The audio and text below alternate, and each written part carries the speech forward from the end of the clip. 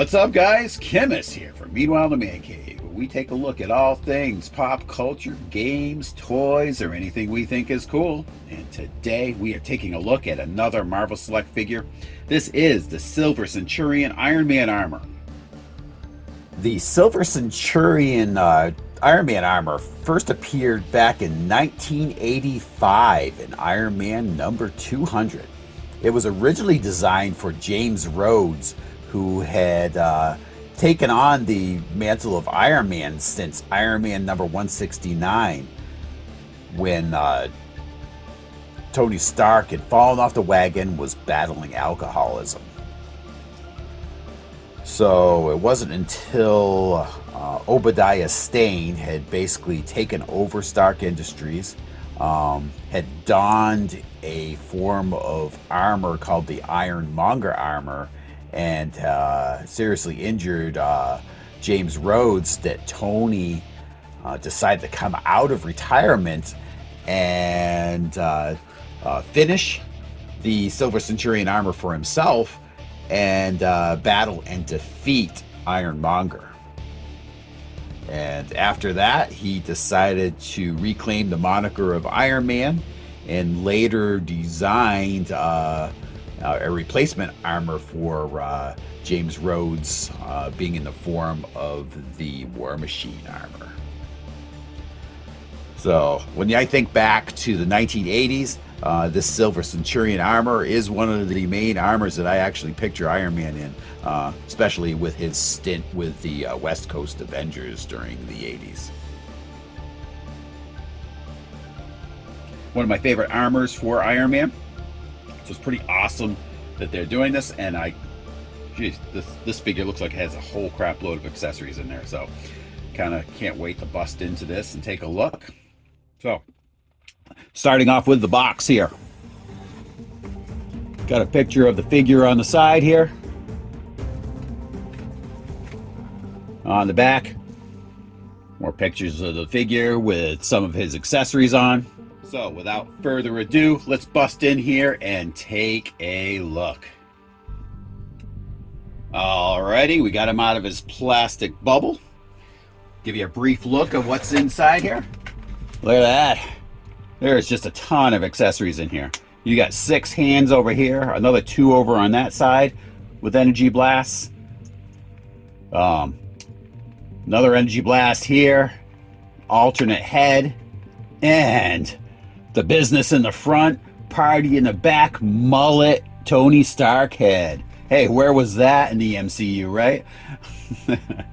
All right, so anyway, we got a stand down here too. It's actually a flight stand, it appears, too. That is really cool. Todd McFarlane could take a page out of these, you know, because it's amazing how many accessories they throw in here for such a great price point. So let's cut some of these plastic ties here and get some of these accessories out and give you a closer look. Alrighty, starting right off, a couple semi-open hands here. They look pretty nice.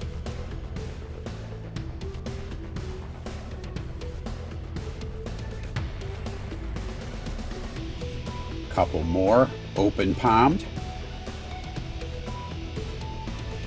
These are really nice. And a couple beam shooting hands here, the repulsors. They look really nice.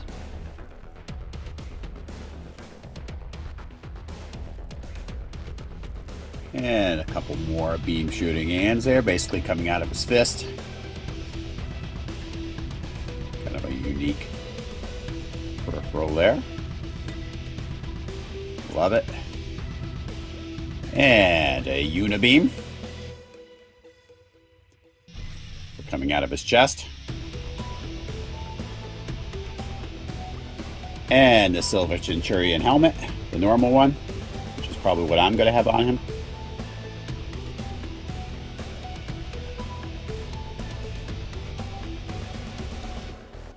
And the coup de grace, the mullet-headed Tony Stark. Come on now. How epic is that?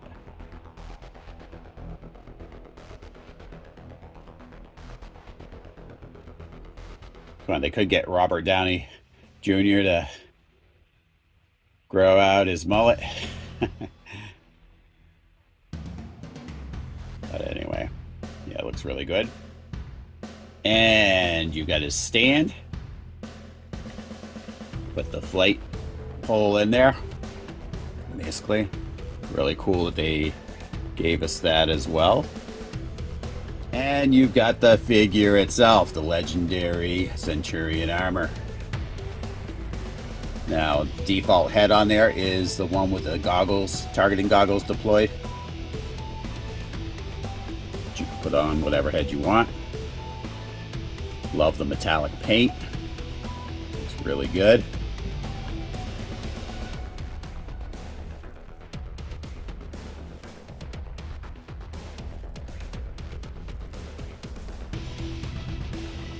Looks like it's going to have a decent amount of articulation on here.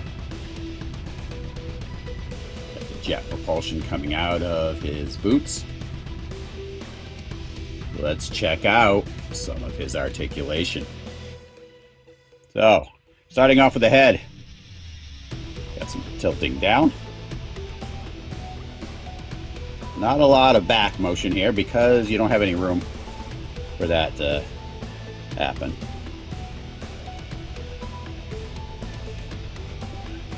Left and right. At the shoulders. Plenty of lateral movement there. Dig it. Now, right up here at the shoulder and the bicep, you can twist. I love that Marvel Select does this, so you can get some nice angles for the arm, as well as we got a single joint at the elbow here. It appears, not a double. All right, so the hands do have some tilting there with the fists, and you're going to get that same thing with most of the alternate hands because they have the hinge built right inside of it. Here at the abdomen, you have a little bit of bending. You do have some little bit of left and right turn at the abdomen, and you also have the waist movement. So that should give you lots of flexibility for posing on this figure. Now, let's go down to the legs. Again, I took off the jet propulsion here. Got some lateral movement with the legs. You also have this hinge right here, so you can twist, get some angles on that leg. Great, I love it. Single joint at the knee, bending back. All right, as far as the foot goes, I wish they do the McFarlane thing, put a toe hinge on there. They do not, but do have lots of flexibility. It goes really easy. Left and right too for the angling. It's on basically a ball joint, which is perfect. Only thing they could add to me is the toe.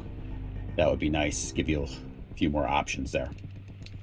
Now I didn't notice this before, but even at the knee, there's twisting there too. So awesome that they do that. Seems like there's going to be some great articulation with this figure. Let's swap out some accessories, get them in some poses, and show you what I think. All right, so here we go. This is how I chose to pose him, at least here initially. Like it.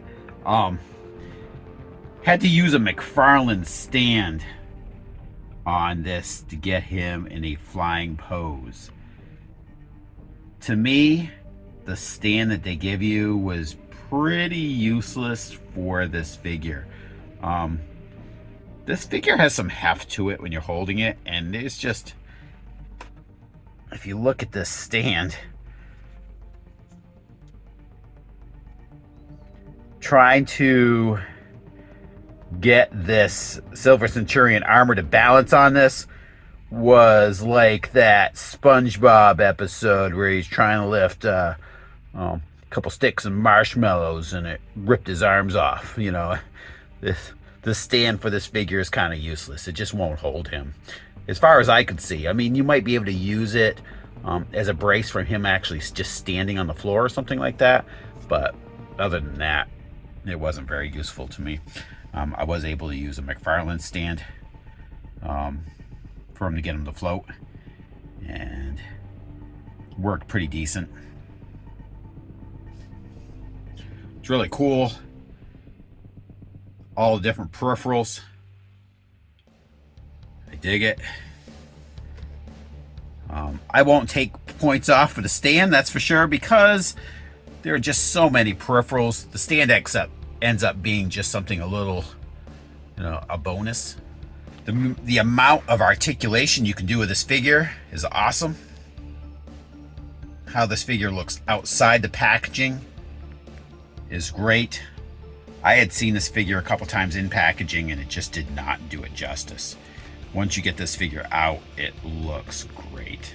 Very, very satisfied with this figure. Way to go, Marvel Select, or Diamond Select. Let's get him rotated here.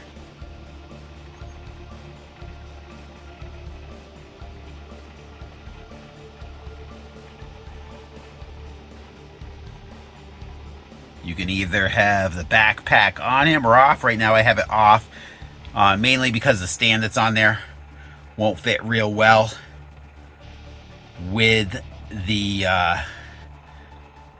stand kind of hooked onto the back. Ultimately, I think you'd probably kind of want to hang this figure if you could, in his flight mode with the jets coming out of his boots. To me, that's where this figure really shines, is in a flight mode. But so many different accessories that you can put on him to have him interact with other characters. To me, this is just a super cool figure. I don't think you can go wrong by picking this up. I think Diamond Select hit it out of the park on this figure. Very, very cool. I can't take points off for the flying stand, because even without that, this thing has a fantastic amount of peripherals. So even if you minus out the stand, this is still a fantastic figure. So anyway, I want to thank you guys all for tuning in, and come back for the next episode of Meanwhile in the Man Cave. And I'll talk to you guys later.